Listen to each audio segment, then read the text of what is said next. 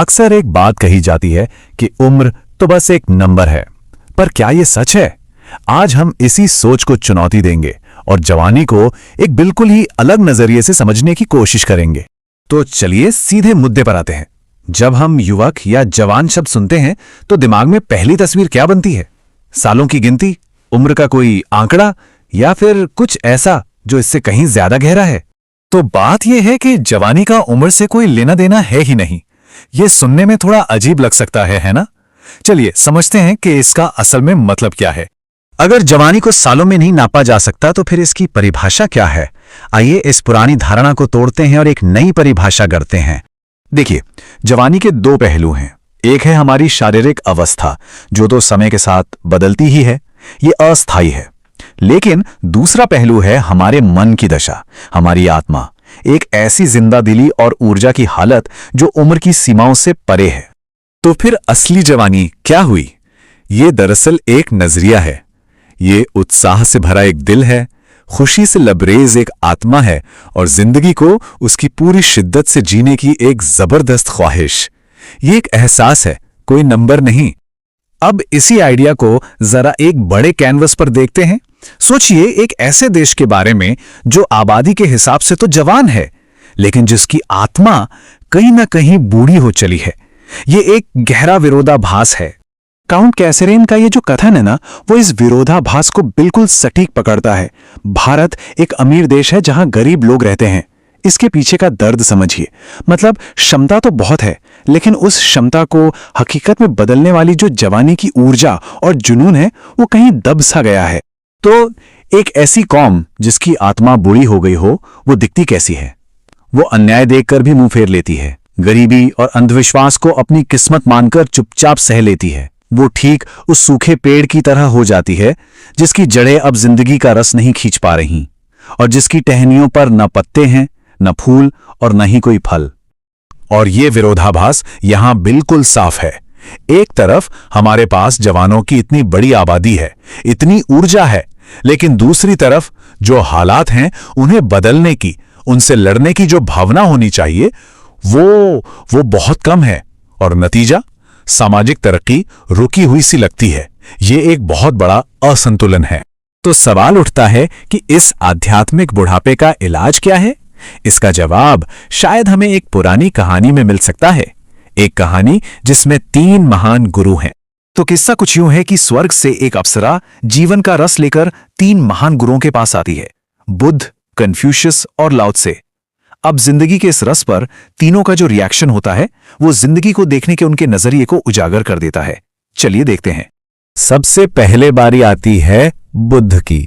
वो उस रस को बिना देखे ही मना कर देते हैं। उनके हिसाब से जब जीवन में दुख ही दुख है तो फिर उसके रस को चखने से भी क्या हासिल होगा। फिर आते हैं कन्फ्यूशियस, जो हमेशा बीच का रास्ता अपनाने के लिए जाने जाते हैं। वो बहुत ही सावधानी से बस एक घूंट चखते हैं और एक न्यूट्रल सा फैसला सुनाते हैं, न पीने लायक है न छोड़ने लायक।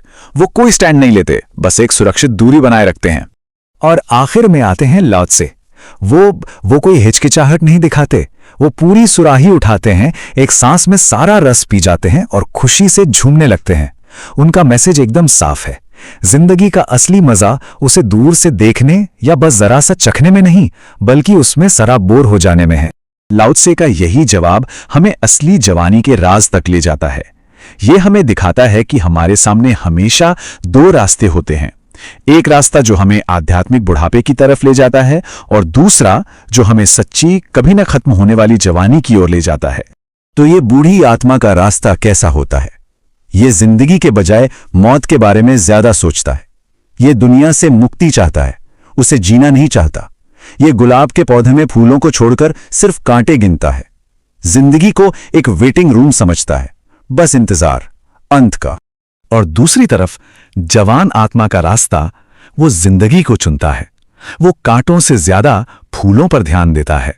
वो अंधेरे में भी रोशनी ढूंढ निकालता है।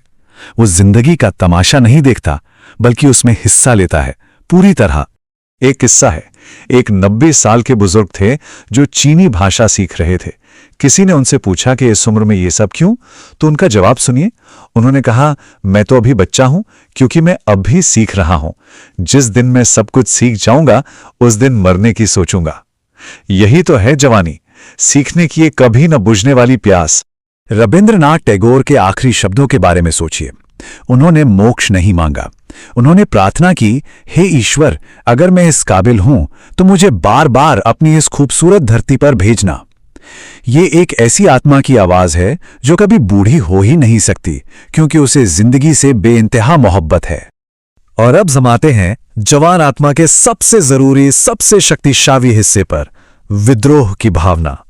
यह सिर्फ जिंदगी से प्यार करना नहीं है, बल्कि जिंदगी के लिए, उसके उसूलों के लिए लड़ना भी है। संघर्ष, यही है जवानी का असली मतलब।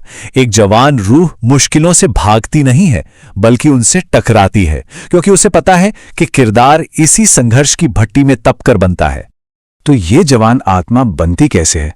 ये एक प्रोसेस है। पहला कदम, जिंदगी में दर्शक नहीं, भागीदार बनना। दूसरा, जहां भी बदसूरती, नाइंसाफी और शोषण दिखे, उसके खिलाफ लड़ना। तीसरा, सच्चाई, खूबसूरती और अच्छाई जैसे आदर्शों के लिए संघर्ष करना। और ये याद रखना कि इंसान जिसके लिए लड़ता है वो वैसा ही बन जाता है। सीधी सी बात है, जवानी कोई तमाशा नहीं है जिसे किनारे बैठकर देखा जाए। ये मैदान में उतरने, खेलने और पूरी तरह से हिस्सा लेने का नाम है। और ये सब बातें हमें उस आखिरी सवाल पर ले आती हैं जो हम सबको अपने आप से पूछना चाहिए। क्या कोई इंसान जिंदगी के इस सफर में एक भागीदार की तरह जी रहा है, या फिर बस एक मुसाफिर खाने में बैठा हुआ एक खामोश तमाशबीन है? जवाब जो भी हो, वही किसी की असली उम्र तय करता है।